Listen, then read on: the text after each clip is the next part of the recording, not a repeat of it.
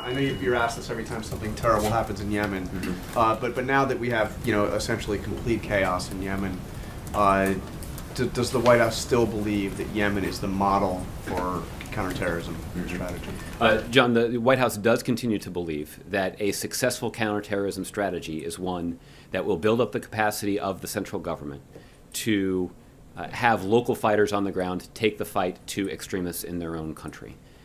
And the United States can serve both to diplomatically offer up some political support to central governments. We can offer very tangible support to local security forces in the form of training and equipping. And we can also support the operations of those security forces through whether it's the deployment of ISR capability or even in the case of Iraq, military airstrikes. And that is a template that has succeeded in mitigating the threat that we face from extremists in places like Yemen and Somalia, and is a template that we believe can succeed in mitigating the threat emanating from Syria as well.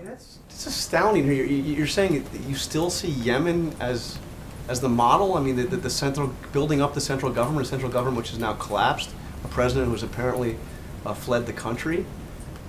Saudi troops amassing on one border, the Iranians supporting the rebels. You consider this is a model for counterterrorism? Again, John, what the United States considers to be our strategy when confronting the effort to try to mitigate the threat that is posed by extremists is to prevent them from establishing a safe haven. And certainly in a chaotic, dangerous situation like in Yemen, what the United States will do and has done is worked to try to support the central government, to build up the capacity of local fighters, and use our own technological and military capabilities to apply pressure on the extremists there. And there's no doubt that we would like to see a functioning central government in Yemen. We don't see that right now.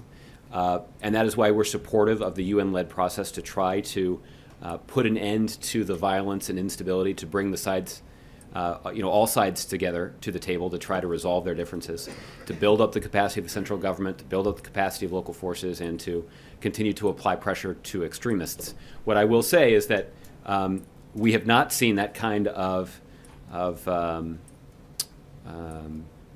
progress in terms of strengthening the central government. I think you could make a pretty strong case that we've seen the opposite of that. But we do continue to enjoy the benefits of a sustained counterterrorism security relationship with the security infrastructure that remains in Yemen.